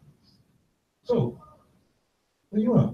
The US is not a party to the Law of the Sea Convention, and yet, by signing this Tuna Access Treaty, it has indirectly recognized the resource jurisdiction to waters beyond 12 miles territorial sea. Significant. We need to be aware of that. So the US takes a realistic stance in conducting its foreign relations and foreign policy. This Tuna Treaty allows access for a designated number of US big purseaners to the highly migratory tuna fishery in the western and central Pacific Ocean, and in return, the Pacific Island parties are being paid a fair and equitable return against the commercial market value of this migratory tuna fishery within their respective 200 nautical miles marine resources jurisdiction. And this treaty was extended in 2015 to 2022. So there you are. So here's a positive example of the US making an exception to its basic foreign policy stance to accommodate its interest in its relations with particular groups of countries. Right? So the lesson there, don't look at the decision is taken on the climate treaty in isolation from the way it conducts its relationships with other countries in other areas. Right? And so the wider importance of this multilateral treaty from when it was first concluded in 1987 is that it has given Fiji and other Pacific Island countries and the United States an institutional foundation upon which to establish and maintain a viable and mutually beneficial commercial relationship. Now, for Fiji, it is similar in significance to the regional Sparta trade agreement with Australia and New Zealand, and the Rome Convention and its successor agreements between the African, Caribbean, and Pacific countries and the European Union. All these multilateral treaties have together contributed to Fiji's economic prosperity and social well-being. But the fundamental point here is, let us not be discouraged by this recent development in US policy. Let us decide to come together and be proactive in giving serious consideration to how we ought to respond constructively and realistically to the US decision. Now, for a start, we know that the US is fully aware of the very serious predicament of coral atoll countries such as Kiribati, the Marshall Islands, and Tuvalu from the rise in sea level. As a start, Pacific Island leaders in the Pacific Islands Forum, the Pacific Community, and PIDP in Hawaii can collectively request an increase in US development assistance in mitigation efforts in those countries. Now, this can be provided by in-kind rehabilitation support through the capabilities of the US Pacific Naval Command based in Hawaii. Now, we know that Australia, New Zealand, and Indonesia are already providing this kind of rehabilitation support through the Army and Navy in the aftermath of destructive cyclones and hurricanes.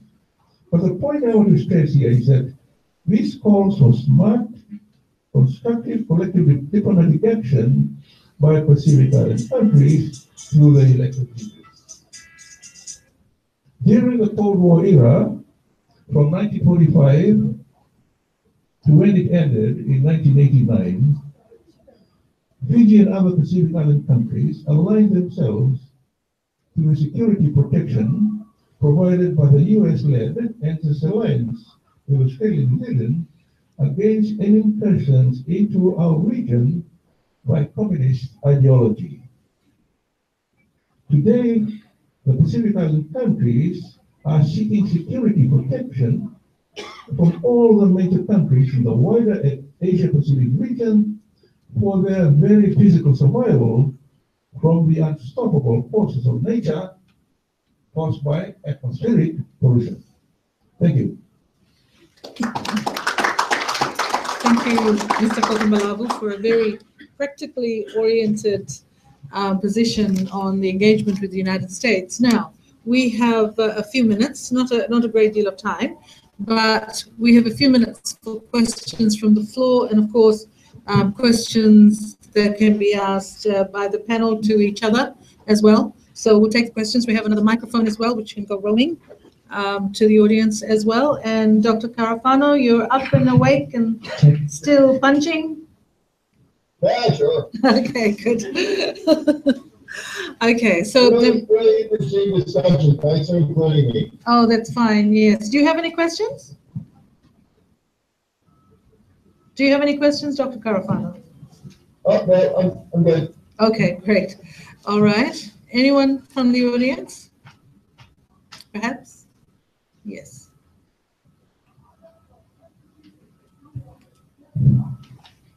Dr. Carafano, I would like to ask you one question. The US is not party to some crucial conventions, for example, the Law of the Sea treaties, and pertaining to global warming and climate protection, for example, the Paris Convention. Is it because of something to do with the 1976 ANMO Treaty? Also, it becomes easier to manipulate international laws if a state is not signatory to a particular convention or treaty to escape legal liability. What are your views on it? Did you hear Is that for me? Yes, it was. Yeah. So the U.S. Reluctance to join the Law of the Sea Treaty has nothing to do with the Law of the Sea. I mean, the United States has long recognized the customary laws of freedom of the seas, and that's been restated our policies many, many times over. And in many ways, the Law of the Sea Treaty just restated, which was already in many ways perceived as customary law. And as a matter of fact, the United States is one of the principal guarantors of freedom of the seas. And if you actually look at our strategies, really under the last several presidents, ensuring freedom of the commons is one of the key strategic interests of the United States. But the principal sticking point in the Law of the Sea Treaty has always been provisions for sea mining, which of course has never been profitable, but and how revenues would be delivered, percentage of revenues that would go to the UN and how they would be allocated.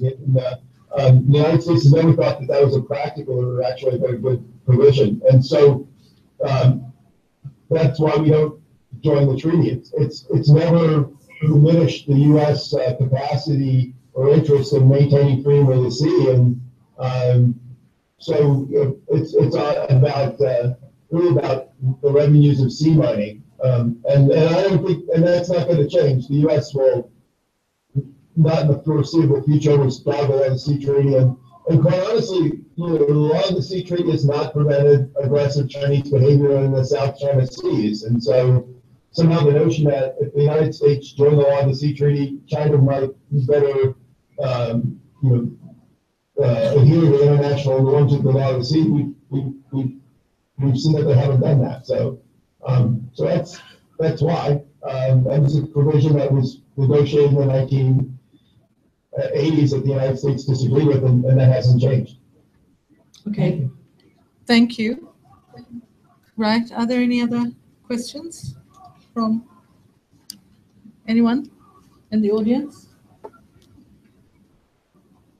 I just want to ask something about, well, in terms, you have heard, Dr. Carafano, all the speakers here, and some of them were quite, one or two, anyway, were quite hard-hitting in terms of the position, the interpretation of the position of the United States currently under Donald Trump. In particular, what you didn't mention in your talk earlier was the whole Israel and Palestinian issue, which I think is, Mr. Mark Borg actually hit the nail on the head, and I think it was four suggestions that he put forward for resolving the Middle East issue. We haven't heard that much about the President Trump's position on the Israel-Palestinian question, not even when he made a visit recently to those countries. And I'm just wondering whether you have a view on that. Well, U.S. presidents have been consistently, as a matter of American national policy, been willing, since Jimmy Carter, and actively sought a role in negotiating peace between the Israelis and the Palestinians. And honestly, this administration is very traditional in that matter. And President Trump has made this publicly. The United States has made the same commitments to work with Israel and Palestine towards a resolution of the Israeli-Palestinian issue. So that's kind of business as usual. Yeah, we have to go back to the point, this notion that world's just going to ignore President Trump. The evidence to that's absolutely the opposite. Trump's already met with more foreign leaders in his first 6 months than either of the past 3 presidents. This is allegedly for a president who knows nothing about foreign policy and doesn't care about foreign policy. And actually, virtually all of those meetings have actually been quite successful. In fact, one of the most successful of those was with the Prime Minister of India. And one of the things I think that we're definitely seeing is this continued momentum in the U.S.-India bilateral relationship. So the notion that the world's ignoring Trump or walking away from Trump, and all the evidence to that's absolutely the contrary. And, and recently the president of France invited Trump to come to France. That wasn't because we're distancing U.S.-France bilateral relations. It's actually because they're strengthening. So I take all this notion of the world's ignoring Trump. I mean, I think that's just global chatter. It's not the reality of what actual statesmen are doing. Thank you. Are there any other questions or any questions at all? What about from the panel? Oh, Dr. Carafano, I think is actually very interesting, the perspective. And he is in Washington, D.C. So it's quite interesting to have the views, because obviously we don't necessarily get everything that's happening over there. And we just rely on the media. So if there's any questions of... Yes, Dr. Brown. There's a question for you, I think, Dr. Carafano. Yeah, one thing I didn't hear you talk about was the Pacific, and by the Pacific I mean the Pacific Islands and not the broader American version of the Pacific or the Pacific Rim. Have in your discussions with the Trump administration, have you come across anything in relation to our part of the world? First of all, I want to violently agree with pretty much all your remarks. I think your observations were spot on. As I said, the general driving emphasis in American Asian policy is actually no different in Trump than it was from Obama or Bush, in the sense that the overarching relationship is the relationship between the United States and China. The Asian pivot was largely mythical. There wasn't an Asian pivot. Essentially, what happened was the United States withdrew from Iraq, withdrawing down to Afghanistan.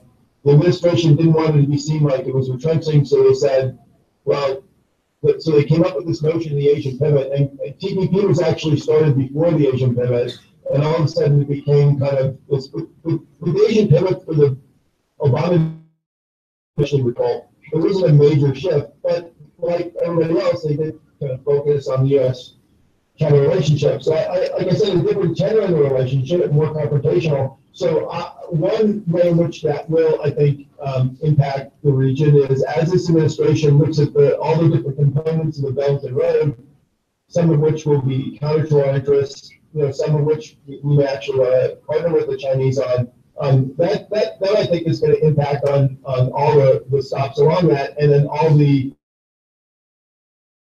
that link to that. So, if nothing else, I think there'll be more U.S. presence in the region simply as we work out with our partners in the region like India and Australia what we think of the different aspects of the Belt and Road. I totally take your point on the compact states. I actually think that's been a blind spot for U.S. policy in the last administration, and it's something that we try to press this administration to pay more attention to. But this gets to the point that this is not retrenchment or ignoring. This is white space that needs to be filled in. And what I really have been advising people, and I think Unifiji is a good case for this, is to be optimistic and engage and bring ideas to the table, because the administration's actually been very open to that. So, for example, they've been very receptive and very appreciative of inputs from the Vietnamese, from India, from the Taiwanese, from the Australians. So we're actually looking for ideas of how to engage in the region. So questions like that are actually super helpful to them. Thank you. I think that's a good response. And the thing is that Fiji, one of the issues now, of course, is climate. Well, the big issue is climate change, and I think for Fiji, because it has the presidency of COP23, and that's kind of putting this whole issue right in the forefront, and maybe just preventing us from engaging constructively with the United States, because the mindset is already there. So I think it's probably because of that. But I do take your point, and I think that what Georgie has already said is that if we can't deal constructively with a big power like the United States, you really become quite meaningless at the end. Either you, sorry, go on. I really thought the professor's comments on climate change were spot on. I think the previous administration their policy, indeed with many national policies, it was to achieve a certain global political consensus on climate change. And there's just a great deal of skepticism in this administration that a global consensus on climate change actually helps deal with climate change.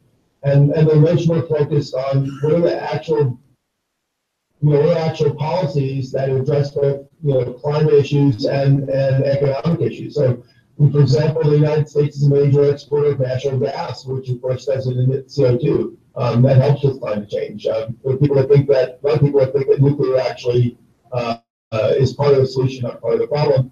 But the one thing that they do press, which of course, I'm at a conservative foundation, so of course I would agree with, as you have said, is that the climate debate has marginalized the discussion about the role of free markets in helping develop economic environmental solutions. And we think that's been to the detriment of actually addressing climate problems. Okay, thank you. A question? Right. We have another question.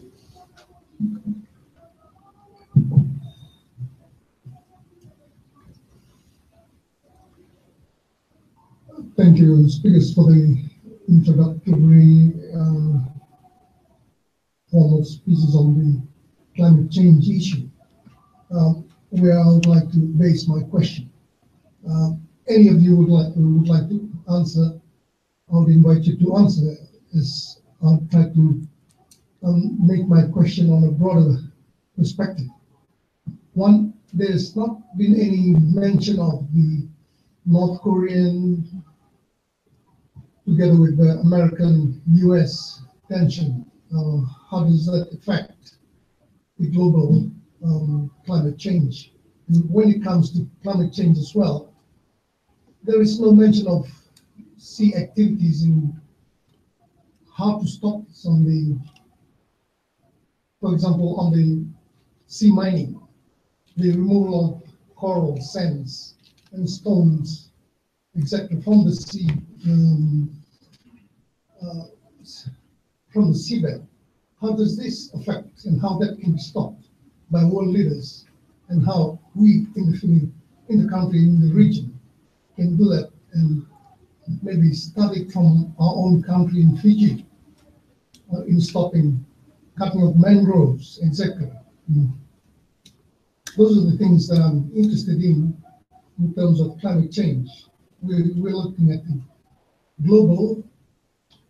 What are we looking at if we can't even stop our own country from doing the same thing, extracting sands, etc.? So what are the political view in this instance? Thank you. Okay, anybody from the panel that started out with about a question about North Korea? Yes, which nobody really has mentioned. That's the sort of elephant in the room as far as American politics is concerned, because we don't know what Donald Trump is going to do with North Korea. We hear every now and then these submarines and big ships are moving towards the peninsula, but we don't actually know what's going to happen. So everyone's watching with great interest. And then that ended up with just decimation of the environment in all sorts of ways. So anyone would like to answer that? Well, I'll do the North Korea.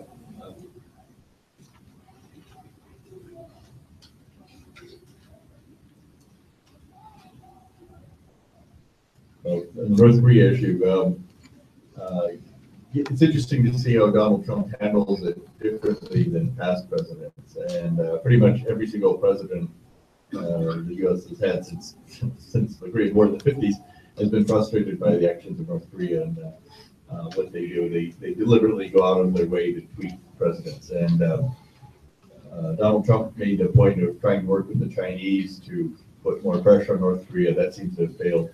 So there doesn't seem to be a whole lot of controls over what North Korea does. I don't think this is unique to Donald Trump, but it's something that I think he's been disappointed in his own efforts and where they've gone. So it's a tough one. I don't think it particularly impacts on Fiji unless, as somebody pointed out, they miss when they're shooting at them. But other than that, it's pretty much out of the hopefully on the issues with the Fiji estimates. On climate change, I'm going to pass that one. I'll talking directly about North Korea and just mention firstly that there's obviously a nuclear issue within that tension, and we do have the South Pacific Nuclear Free Zone that was established by the Rarotonga Treaty in the Pacific. So I would hope that would be a point of diplomacy for the region.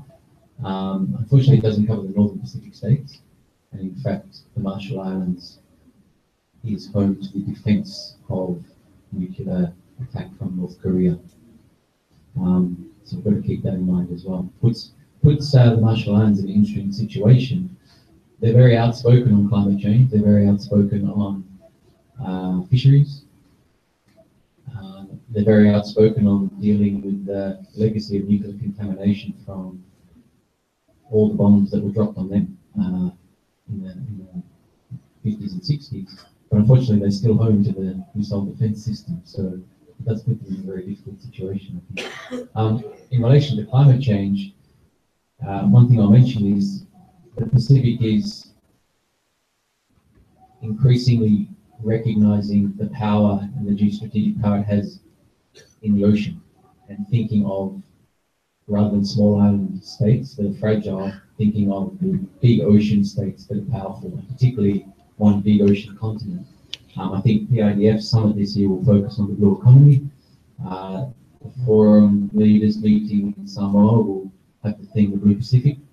So it is a current theme and priority for the region, and I think that means we do need to think about the ocean in its broadest context, not just what we can extract from it, such as fish and minerals.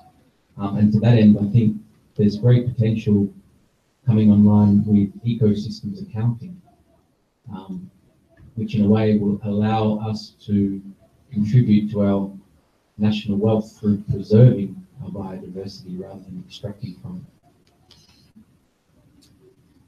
I think taking your comment, there is a difference between lip service and what actually we do in our countries. I think that's an extremely important point. If we are talking about climate change domestically, we need to ensure that our actions actually are contributing towards reducing climate change. So the issues of mangroves is a very important one. Mangroves is an important habitat that captures carbon, and also the issue of sedimentation. But those are domestic issues that need to be taken care of through domestic law. And I believe that actually the environmental laws, as far as Fiji is concerned, are not bad. The issue is the enforcement of those laws, and that's where we need to make the effort. Thank you very much. Are there any other? Can I just briefly? Yes. Yeah. First, I want to say I was recently in Fiji, and I do want to say I really was greatly impressed with the sophistication and the level of discussion on climate issues and remediation and mitigation issues, and so actually for me it was actually an education of how sophisticated and thoughtful the discussions in Fiji are on that issue. Just briefly say North Korea. I mean, the administration's North Korea policy is the review's done. It's pretty much clear. Essentially, what this administration is going to do is heavy containment. I mean, there was never a notion that the Chinese would actually do a lot, but the president was insistent on demonstrating that first by asking. So So essentially, what we're going to have is a situation of heavy containment, which is nuclear deterrence, no missile defense, conventional alliance with South Korea and Japan, and I think significantly more sanctioning. Although North Korea is on paper a heavily sanctioned country, many of those sanctions haven't been fully enforced because of the fear of antagonizing Chinese entity. But I think we'll see more of that, and then I think essentially the crisis goes into kind of back to the where it was, because it can't. I mean, it's going to continue, but it can't escalate. North Korea doesn't have an interest in having a war because they're just interested in the maintenance of the regime. And the one thing they know is that a war will mean the regime will come to an end. China obviously doesn't have an interest in the war because then they would have to deal with the aftermath of the North Korean state. South Korea doesn't have an interest in the war because they would take most of the casualties. The United States wants stability in the region, doesn't want a war, as does Japan. So it's unlikely that this policy will escalate. And I would say that there's some continuity between Bush and Obama and Trump, but I think that's what we're going to have in the foreseeable future. Thank you very much, Dr. Carafano, and I think we should end there. I can't see any more questions coming from the audience, or is there one? I'm sorry, one more there.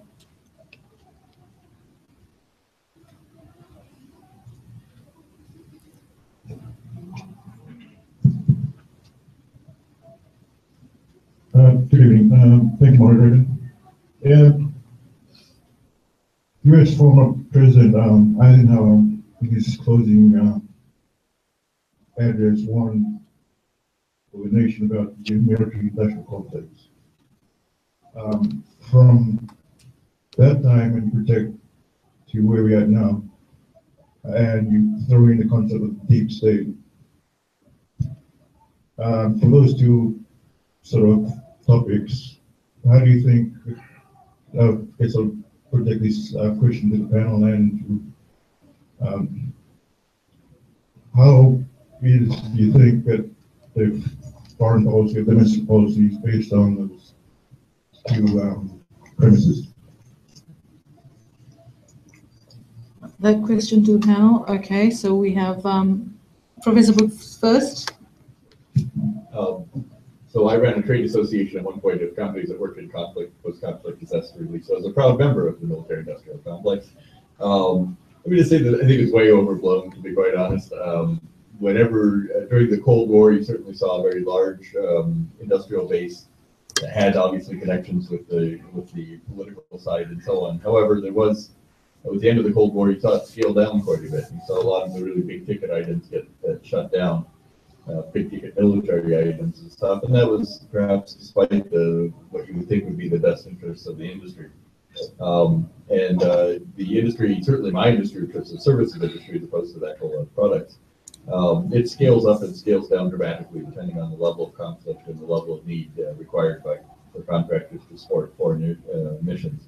So a lot is made of this sort of thing, and certainly, like any industry, they have an influence. But keep in mind that peacetime industries are by far larger than wartime industries. In fact, if you're able to work with a state where you brought stability, Sierra Leone or something, the industries or the global business will make far more money than they will if the war continues. So I think the incentives go different directions.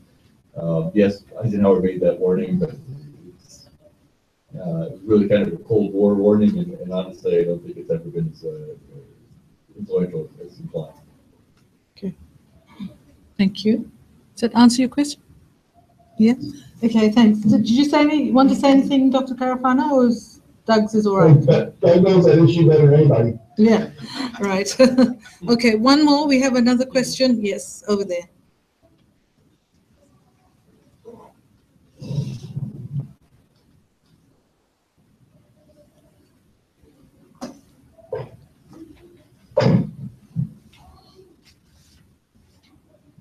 Thank you, esteemed panelists, for your deliberations.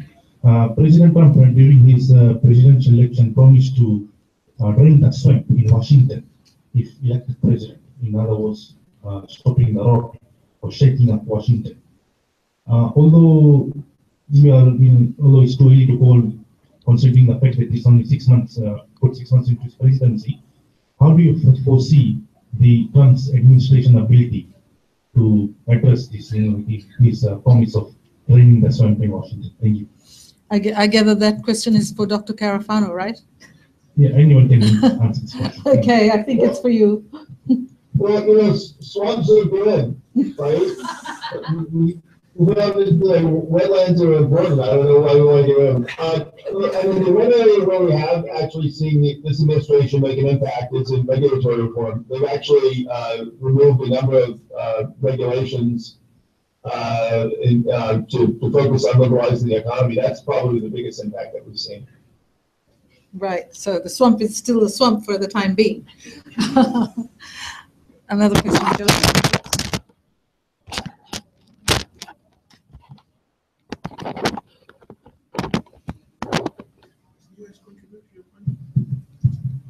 Thank you. We've had some very strong words from the representative of the IDF, Mr. Mark Walsh. He has stated that Trump is the worst president the US ever had, and this could probably be because of an archaic voting system. And now we know that voting system is very important in the country because it allows for democratically elected government. I was wondering if you could shed some more light on what you actually mean by an archaic voting system. And also, if Dr. Carafino could also explain to us whether the US has an archaic voting system and why.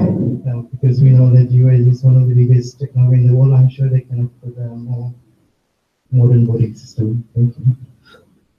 Yeah. The American voting system is a very old system. Let's not forget that the US was the first democracy in the world. So, in a way, and they're very much attached to the traditions. I mean, the Americans here can maybe vouch for that. But as progress was made in democracy in other parts of the world, the most advanced democracies today opt for a proportional representation system, which is now also the system being used in Fiji. Okay? So basically, the number of votes reflects the number of seats that you get in your parliament, in your assembly, or whatever. That system is not the system that the older democracies actually have opted to take. The UK doesn't use that system. It has a first past the post system, and the results are certainly not proportional either. Okay? The US is in a similar position. Now, we know that Hillary Clinton, as unpopular as she is also in the US, still got 2 million votes more than Trump on the popular vote. But today, we see Trump as president because it is not a proportional system. And what the rest of the world has done has moved to a proportional system. So maybe it is time for the US to consider whether to do so. And many of the promoting the system are American. They have been fighting a battle, a losing battle within the US itself to try and convert the electoral system in the US to a proportional representation one. But it's a battle that so far they have failed to win or make any inroads in. Thank you. Did you want to say anything, Dr. Carafano? Yeah, I mean, look, in governance, population and democracies matter, and all governments should look identical. I mean, first of all, the United States is a federated democracy. Our states have actually a lot of individual political power, and many of them are actually larger than many countries. So if you had a system of popular vote in the United States, the president of the United States would be elected by California, Texas, and New York, because they completely in population outswam everybody else. I mean, that wouldn't be a representative democracy at all. So the electoral system for the United States, where states have enormous political power, and where the political power is uniformly distributed across a continent, really it's the only practical system to have. So occasionally we've had systems where people have lost the popular vote before, and this isn't the first time it's happened, and it's never been seen as a problem or a threat to democracy. So I think this is mostly about a partisan debate. It really doesn't have to do with the fundamentals of the democratic institutions in the United States. Thank you. You want to say something? Yeah, I would generally agree on that. The system was created as a system of compromises between 13 colonies at the time. And it's largely stood up. We get the occasional lemon like Millard Fillmore and maybe maybe our current president, I don't know. But nevertheless, I think the Hillary Clinton lost because of bad campaign and maybe some other issues. But primarily, she should have won that one in a big way. And I think that it was less of the fault of the system than the people who were using it. Yeah, I think what was impressive was the fact that so many people took to the streets after the election and actually demonstrated. And at one point, it looked like it was going to be yet another American revolution. But of course, it didn't happen. I mean, people were allowed to express their, obviously, their opinion. Police were out in a lot of states as well where demonstrations took place. But in the end, I don't assume, I'm not thinking that there's more demonstrations or continuing demonstrations now. It all seems to have died down. So democracy is a very interesting thing. Churchill always said democracy is the worst form of government except for all the others. And we tend to agree with that because, you know, there's much worse things going on in the world. Now, I think we need to close this now. Are there any other questions? One last one? Two. Oh, my goodness. Dr. Carafano, you're not going to be able to go to bed yet. Sorry, just stay there for a minute longer. Right. So, Mr. Waisele. Thank you. I have a question for if the panel can assist us. What I gather from all the questions and the contents of that we've heard tonight, that we are more or less observers of everything that is happening around us. Just help us decide as end users of information, given that globalization is occurring, technology, like the advancement at the convenience of our phones, we can access information. How do we know, since we are all, I look around and I see students who are undergraduates and also students who are final students, how do we know which source of information or mode is trustworthy nowadays? You have CNN, you have Al Jazeera, you have BBC World, you have Facebook, you have Twitter, you have Wikipedia, you have them in all forms. I know the panel consists of experts in research. Please, can we get some guidance and maybe some points? Thank you. Thank you. Well, that's open to the floor. You take the other question too, and then we'll Yes, okay. And the other questions is one, there's what, another one there. Do you have that?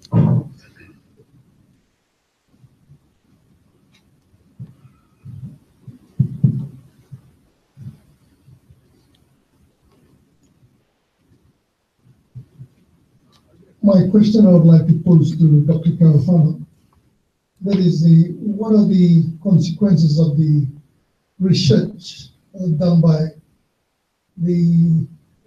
Russia and the States on the North Pole and the South Pole? Thank you. Okay, right. That's very interesting. So you want to take one of them? Right. Doug? I'll take the information one. You know, how do you tell what is reliable information and good information? I think the best thing now is multiple sources. And we didn't have this choice 20 years ago that you can get online and see Al Jazeera and BBC and everything. You do now. So you don't have to rely on a single source. Certainly, I have a particular perspective, as you know. In the United States, I spend a lot of time watching Fox News, and Fox News in the United States is known as the more conservative station. So they air a lot of news that I disagree with, but it beats coffee and it keeps me awake and it helps me formulate my decisions and arguments. But nevertheless, I also watch France 24, France 24. They have a different perspective on the news and so on. So watching multiple sources, I can come up with a pretty good understanding. And I think if you do get locked into one source, you probably are going to end up with some false news one way or another. Oh, alternative facts. Yes. And the other question, that was for Dr. Carafano on the North Pole. And yeah, no, I think I think governance in the Arctic's actually doing better than most people might have imagined, considering the impact of trying to deal with climate change and increase economic activity. I do worry a lot about Antarctica and the South Pole. The treaty's up, I think, in 2030 for renegotiation. I don't think it's adequate for the stresses of the 21st century. I think we need a better governance structure for Antarctica, other than just if you've got a research station there, you get to get a boat. I am concerned it's an increasingly fragile and under stress environment that needs to be preserved. So I think that is something where we need to do some hard thinking, and we need a more robust global conversation. thank you. Okay, right? Everyone happy? Good. I think Jim has to go to work now. Oh, really? Okay, well, first of all, Dr. Carafano, thank you for staying up with us. And next time you come to Fiji, you must visit the University of Fiji. We didn't know you were here, otherwise we would have invited you for a cup of tea. Thanks. Next time. Bye. Bye-bye. Thank you very much. And I'd like to thank the panelists, obviously, as well. So let's clap Dr. Carafano and let him go to bed. And very much appreciative of the comments from the panel, as well as the questions from the audience. And of course, I'd like to thank, most of all, the University of Fiji support group, which is Ronald here, who did all of this fancy stuff. And we were quite successful with that, because even though we haven't got any questions, but I'll tell you what, somebody congratulated us. Nitish Narayan said, would be great to have a few more rounds soon. Well done. So thank you, Nitish, for those comments. And we will have a few more rounds soon. But I'd like to thank Ronald particularly for getting it all done. There's our INR people, thankfully still awake in Soeni. And also the team at the back, if you look around, all that beautiful tea, coffee, and snacks, and so on, were organized by the University of Fiji staff, particularly Ferial, who's sitting there in the back, as well as the students who still are there as well. So I suggest that you perhaps join us for a bit more sandwiches and coffee and tea. I'm sure it's still there. And thank you very much for being such a spectacular audience. I think I felt a little bit like one of those Al Jazeera ladies, you know, that do all of the fancy stuff from here to there and everywhere, and they have somebody in the audience. I've always admired the technology. And I'm glad I was able to, with the help of Ronald, participate in that sort of exciting moment of being able to juggle a few things. So thank you, everybody, and please give a big hand to the panelists and obviously to Dr. Carafano as well. So thank you. Bye-bye. We'll see you next time.